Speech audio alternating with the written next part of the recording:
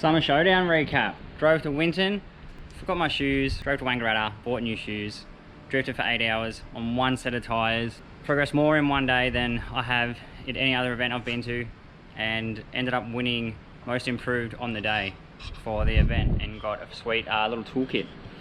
So it was an unreal day. 8.6, smashed it. Literally, like I said, only had one set of tyres all day, and it's all I needed. All I did was change the left to the right and opposite, and that's all it needed. Was running third gear all day, fourth gear on some of the bigger entries. Also, as you would have seen in the caption, was it the last drift event ever at Winton? We'll talk about that soon. I changed my tyres the first time for the whole day. The other ones were shagged. Chucked the new tyres on, went to go out, got to the gate, and then the guys were like, no, we're cutting it off. They shut it at 40 minutes early, so it was pretty disappointing. I think they said that the track was too dusty or something, or people were getting out of control. There was only like 2 people left out on the track when they said that, so I think they said it was too dusty and too much dirt had gone all over the road. These are the tyres I was running. Actually, I've got these, there's a new set of them on now. What are they? Mozzo Sport. They were pretty crap, I will say.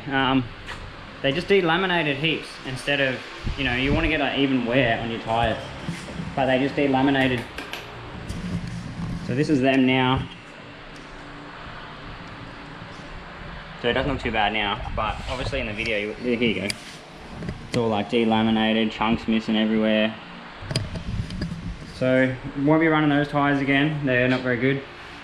Obviously you want like a good even wear with your tyres. You don't want to be getting all chunks flying off them and that. So I'm gonna try something different next. Although I actually have a set of them on the car already, so I'll probably just use them. But Winton's a super grippy track, as I was told, and then I learnt pretty quick. So with the new tyres and then having it being a grippy track helped a lot. Like obviously with me spinning out so much at the previous events and I was having a lot of dramas, finally got the hang of the car. One thing I forgot to mention, I got a new clutch. Just went XCD heavy duty clutch. Was going to go something more full on, but then I was told the gearboxes can't really handle anything too crazy. So, to take less pressure off the gearbox, you just don't go too crazy on the clutch. So I just went heavy duty clutch, which Heath from Lilydale Rapid actually installed for me. Last minute, I got stuffed around by someone else on the clutch. So shout out to him, because if it wasn't for him, I wouldn't have been able to drive. The clutch was completely fried. And then yeah, so with the new clutch it was unreal. The car was driving so much better. He also installed some inner tie rods, these Megan Racing inner tie rods. I wanted to install them myself, but I just ran out of time and I really wanted it for that day, because you get, I don't know, apparently you get like a couple more degrees of angle. I don't know. I didn't do like a comparison, but the car was definitely running way better. You need as much lock as you can get with these cars, because you just don't get any from factory. Just had surgery on my hand, so basically now a couple weeks from now I'll be ready to get back into driving fully 100%. Won't need my hands to have casts on them or anything like that, like I have been for this whole time. Also, you would have seen this in a couple videos, but I haven't actually said anything about it. How good is my tyre rack? Goodyear tyre rack. I bought this, got it on Facebook Marketplace for 80 bucks. You can't buy these from anywhere. You have to buy them like second hand, and I was looking for ages, couldn't find any, and this one just came up on Marketplace. Goodyear, fits 4 tyres each way. So this is the actual toolkit that I won for most improved on the day, from Repco Wangaratta.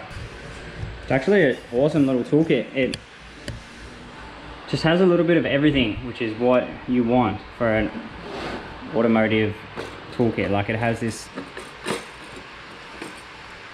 little saw with a hacksaw blade on it, cutting hoses and stuff, got your sockets, shifters and whatnot, and then it has a bunch of like your electrical tools, and then like fittings and stuff, which you just like normally would not get in a toolkit. So I actually think it's pretty sweet. Got that meter thingy. So pretty stoked on this.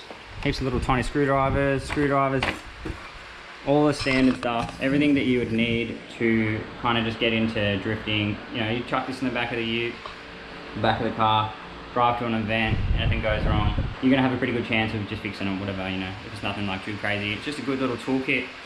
So the whole idea of the award, I think, was just to kind of, what they were telling me, just to help someone that's up and coming, you know, give them the tools and stuff. Pretty good by them. They gave away a lot of prizes. They had like, Zach Nova gave away tyres for Blaze Master. They had People's Choice Award, and yeah, it was a really good event. I'm definitely excited to see what they do next.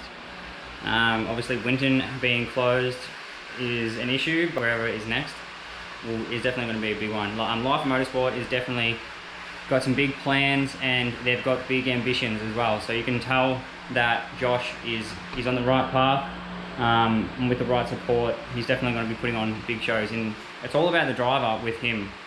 They're trying to make events that are cheap for entry for the drivers, and then very entertaining for, you know, the spectators, which is what drifting should be all about. Should be as cheap as possible. Drifting's already crazy expensive, having to buy tyres, you know, spending money on entry, your car's expensive.